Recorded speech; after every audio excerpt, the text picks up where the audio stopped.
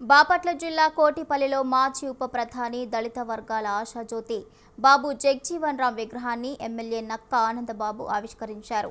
Republic day రోజు జగ్జీవన్ రామ్ విగ్రహాన్ని ఆవిష్కరించడం ఆనందంగా ఉందన్నారు ఆయన. రాజ్యాంగ నిర్మాత డాక్టర్ బిఆర్ అంబేద్కర్ ద్వారా బడుగు బలహీన వర్గాలకు లభించిన హక్కులను ఆచరణలోకి తెచ్చిన ఘనత జగ్జీవన్ రామ్కే దక్కుతుందన్నారు.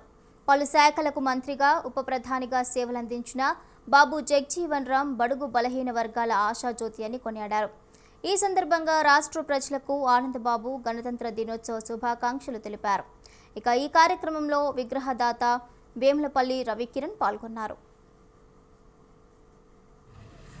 భారతదేశానికి 1947 ఆగస్టు 15 స్వాతంత్రం సిద్ధిస్తే స్వాతంత్రానంతరం మన రాజ్యాంగాన్ని మనం నిర్మించుకొని మనం తయారు చేసుకొని 1949 జనవరి 26న సర్వసత్తాక రాజ్యంగా గణతంత్ర రాజ్యంగా ఏర్పడినటువంటి రోజు ఈ రిపబ్లిక్ డే.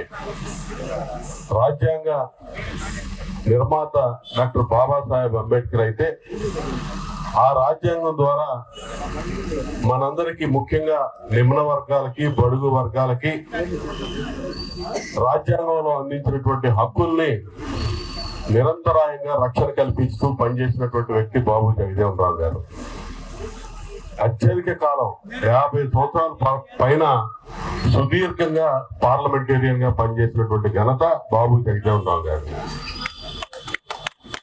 పార్లమెంటేరియన్ గానే కాదు, వివిధ శాఖలకి కేంద్ర మంత్రిగా, కార్మిక మంత్రిగా, రైల్వే మంత్రిగా, అగ్రికల్చరల్ మినిస్టర్ గా, సోషల్ వెల్ఫేర్ మినిస్టర్ గా, అన్ని శాఖలకి రక్షణ మంత్రిగా, ఏ శాఖ ఇచ్చినా కూడా తనదైన ముద్ర ఆ శాఖలో చూపించినటువంటి గొప్ప వ్యక్తి జగజీవన్ రామ్ గారు.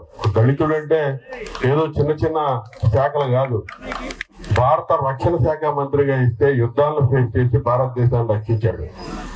అగ్రికల్చర్ మినిస్టర్ గా